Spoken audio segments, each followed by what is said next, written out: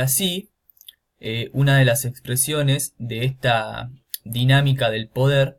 se va a dar a partir de la relación Estado-Ailu, que justamente va a expresar una dinámica local de los poderes, una dinámica local del poder que sobre todo va a estar eh, representada a partir de la preponderancia que guarda la autoridad tradicional del curaca, es decir, el papel del curaca como intermediador entre el Estado y el Ailu. Esta relación Estado-Ailu se da sobre todo para el sostenimiento del pago del tributo o la contribución indigenal que supone una buena parte del ingreso fiscal de la República para este momento. Este pacto de reciprocidad es carácter tradicional, o sea que es un esquema tradicional ritualizado que supone los principios de intercambio, reciprocidad y redistribución entendido en los términos andinos. Vemos aquí que existe cierta tensión entre el consentimiento colectivo de los aylus en cuanto al pago del tributo y los nuevos ideales centralistas de la administración estatal, que, como decíamos anteriormente, supone una inestabilidad política y una fragmentación de los poderes del Estado, ya que se da un nexo que es inestable y ambiguo, por un lado, suponiendo una articulación incompleta o una integración incompleta de los indígenas hacia el Estado, a partir de las contradicciones y conflictos que suponía sobre todo la forma y la manera de pagar el tributo. Es decir, los ideales centralistas de la administración estatal buscaban hacerlo de una manera moderna, es decir, a partir de los administradores estatales, mientras que eso era inconcebible por parte de las comunidades indígenas, ya que de acuerdo a este carácter tradicional y este esquema ritualizado del pago del tributo, solo podían hacerlo en términos de un consentimiento colectivo, y eso solo se daba a partir de la intermediación del curaca como el factor o el elemento de contacto entre el Estado y el Ainu. El pago del tributo era anual y se encontraba dividido semestralmente, y fue, como decía hace rato, la base del presupuesto nacional boliviano hasta la ley financiera de 1872, que va a ser una ley que entra en vigencia a partir del segundo momento de los dos momentos en los que dividimos el siglo XIX, es decir, el momento de reconversión del régimen en busca de una modernización más profunda y completa de toda la estructura estatal. Las categorías tributarias eran tres y podían ser reconocidas a partir de los originarios, la gente que poseía tierra ya en el periodo colonial y que la certificaba a partir de títulos coloniales, los forasteros con tierras o agregados, que podían ser yanacones del Estado o de haciendas o arrenderos, y los forasteros sin tierra. Lo que completaba el esquema de los indígenas que estaban obligados a el pago del tributo para aquel momento.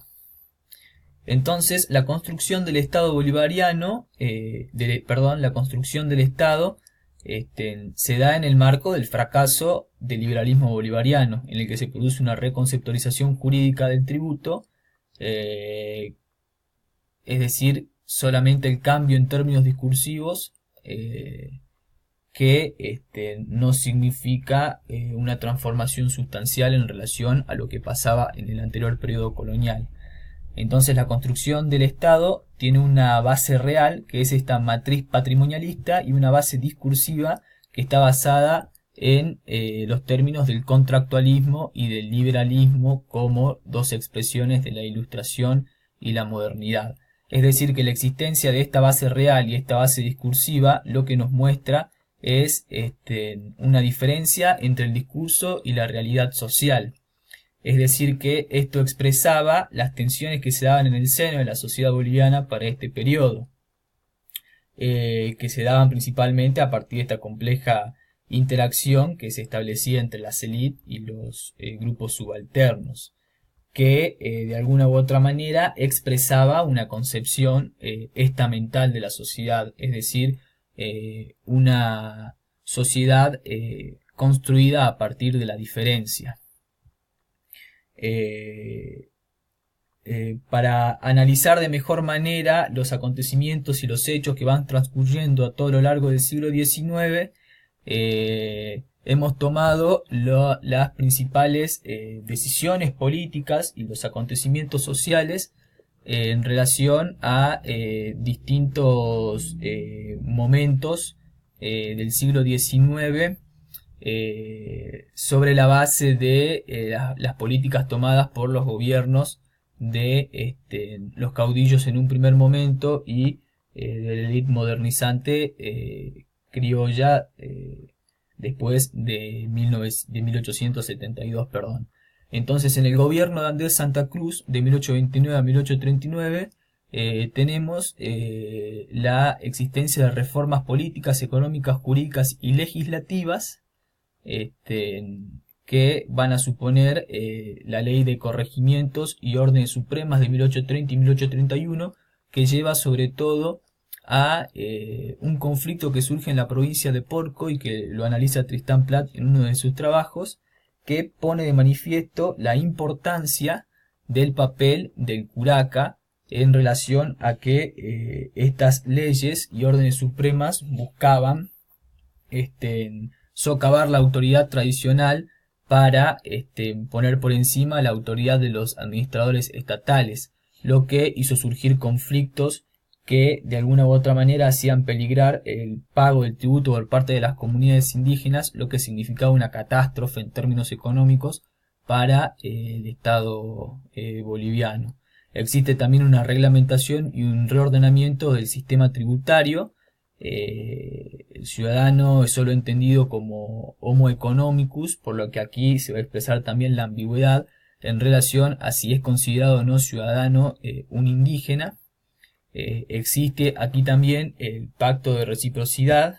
que expresa la nueva contribución indigenal que supone el 40% de la renta fiscal. Se implementa la nueva mita, que es voluntaria, a diferencia de la anterior del periodo colonial, que era netamente obligatoria.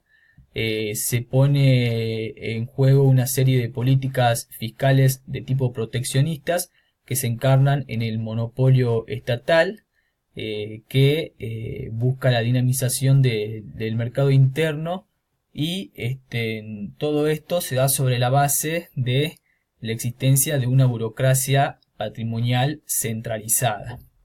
que va a ser la que de alguna manera va a llevar las riendas del Estado para este momento. Existe una reforma legislativa y una jurídica que se expresa en las constituciones de 1825, de 1826, de 1831 y de 1834, en el Código Civil y Penal de 1831 y en el Código Procedimental de 1832, que va a expresar la negación de la ciudadanía por parte de las comunidades indígenas. Es decir, el concepto de ciudadanía en este caso supone la tensión modernidad-tradición, y en una sociedad de base netamente estamental que se construye a partir de la diferencia, se da una disyuntiva entre los que son considerados ciudadanos y bolivianos. Aquí claramente los indígenas van a ser considerados bolivianos, a excepción quizá de los indígenas de élite como los curacas, que buscaban fervientemente obtener la ciudadanía, pero en términos generales se da una exclusión de los indígenas, de los indios, a los derechos de la ciudadanía, lo que va a desembocar en la existencia de luchas por el reconocimiento, es decir, en luchas por el reconocimiento de las identidades, de los derechos civiles y de los derechos políticos. Entonces, aquí tenemos un esquema que he sacado del texto de Rosana Barragán en relación a la ciudadanía, que es muy ilustrativo de esto que acabo de exponer. La independencia boliviana supone los principios de la modernidad, en relación al iluminismo, el racionalismo y la civilización, supone la construcción de un Estado moderno, una república liberal y una nación en cuya base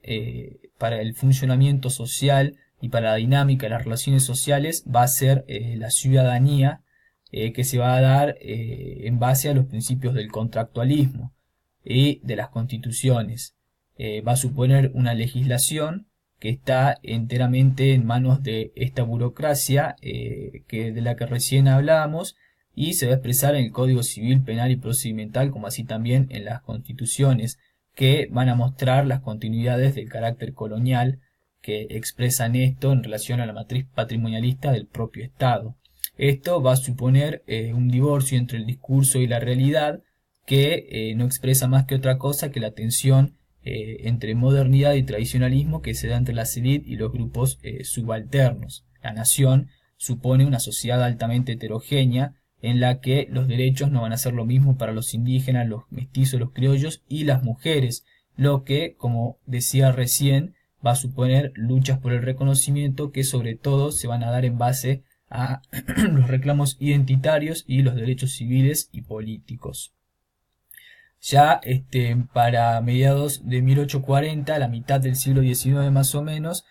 bajo la presidencia de José Vallivian, se van a tomar otras medidas en la que ya directamente el estamento indígena va a ser considerado como un obstáculo para el desarrollo. Se da una ruptura del pacto de reciprocidad que luego va a fracasar, como muchas, en relación a estas reformas y contrarreformas de las que venía hablando. Los indígenas aquí son considerados eufiteutas, es decir que se busca parcelar en relación a los principios de la propiedad privada las tierras indígenas, y se suprime el poder de las autoridades locales, es decir, de los curacas, mientras que al mismo tiempo se le asignan poderes extraordinarios a la gobernante, lo cual suponía un ataque descarado, digamos, sobre las formas políticas indígenas. Se da la conformación de una burocracia militar, que va a ser el momento de mayor expresión de este periodo caudillista. Hay un crecimiento desmedido de esta burocracia, y a partir de este momento existe una crisis fiscal que genera una deuda interna. Ya para el gobierno de Melgarejo, entre 1864 y 1871, existe una agudización de la crisis fiscal que arrastraba el gobierno de José Vallivian, en el que hay una devaluación de la moneda como medidas para hacerle frente a esta crisis fiscal. Hay una concesión de tierras fiscales a compañías extranjeras. Se afectan las tierras de las comunidades indígenas con la ley de 1866, que vuelve a romper el pacto de reciprocidad, lo que produce toda una serie de revueltas y rebeliones indígenas, y existe también la venta de tierras del Estado a particulares. Ya para 1871 y 1872 tenemos el gobierno de Agustín Morales, en el que se da la derogación de las medidas impuestas por Melgarejo, es decir, se restituye el pacto de reciprocidad, pero igualmente se busca un cambio en las condiciones jurídicas en cuanto al estamento indígena, que supone estas reformas y contrarreformas de las que ya venía hablando. En relación a la crisis económica y la crisis fiscal, hay una reactivación de la producción minera, se da el fin del monopolio estatal sobre la plata, y existe un equilibrio en cuanto a la crisis fiscal. Este momento marca el inicio del segundo periodo, el segundo momento del que hablé al principio, que es el de la reconstitución del régimen, que busca ser un régimen cada vez más modernizado, busca modernizar en profundidad las estructuras estatales a partir de una élite criolla que va a estar cada vez más concentrada. Ya para el gobierno de Tomás Frías Amblet, en 1872 y 1876 se da la ley de exvinculación de 1874, que no es otra cosa que el primer intento de reforma agraria, que supone la abolición formal del tributo, que sin embargo va a subsistir por mucho más tiempo en lo que es la realidad boliviana para este periodo. Esta ley de exvinculación va a traer mucha resistencia por parte de los indígenas, por lo que va a constituir un periodo de conflictos que son verdaderamente muy agudos.